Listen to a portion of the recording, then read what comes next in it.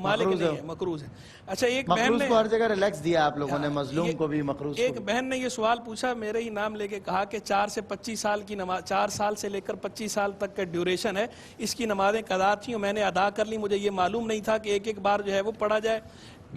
جی جی مجھے معلوم نہیں تھا کہ کس طریقے سے جو ہے وہ ادا کرنی ہے، میں نے لیکن ادا کر لی۔ بعد میں سوال پوچھا تو سوال کے جواب میں بتایا گیا کہ جناب آپ دوبارہ پڑھیں۔ دیکھیں یہ سوال اصل میں تو دین اور خواتین پروگرام میں آیا تھا، اس وقت ہم نے بتایا یہ تھا کہ جو قضا نماز ہوتی ہے، قضا نماز میں یہ تعیین کرنا ضروری ہوتی ہے کہ یہ فلاں دن کی نماز میں ادا کرنی ہو۔ اب زیادہ سالوں کی نمازیں ہیں تو کیسے تعیین کیسے کریں گے؟ تو اس تعیین کی آسانی کی خاطر فقہائے کرام نے یہ طریقہ کار ارشاد فرمایا کہ آدمی آسانی کے لیے یوں کر لے کہ سب سے پہلی میرے ذمہ جو فجر کی قضا تھی، یا سب سے آخری میرے ذمہ جو فجر کی قضا تھی، ہر دفعہ یوں کرتا جائے، ہر دفعہ والی جو ہے نا وہ پہلی بن جائے گی یا آخری بن جائے گی، یہ آسانی کے لیے تعلیم فرمایا تھا، لیکن یہ تعیین ضروری ہے۔ اب چونکہ یہ کہہ رہی ہے مجھے یہ طریقہ بھی معلوم نہیں تھا اور میں نے تعیین بھی نہیں کی، تو جب بہن آپ نے تعیین کی نہیں کسی قسم کی تو اس میں تعیین کیسے ہوگی؟ یہ آپ نے کون سے دن کی قضا نماز پڑھی ہے، یہ فلاں ظہر کی، یعنی کون سے دن کی ہے؟ یعنی جمعرات کی قضا نماز الگ ہے، جمعے کی قضا نماز الگ ہے، ہفتے کی الگ ہے، اتوار کی الگ ہے، پیر کی الگ ہے۔ نیت میں فقہا کے مطابق تعیین ضروری تھی، جو تعیین آپ نے کی نہیں،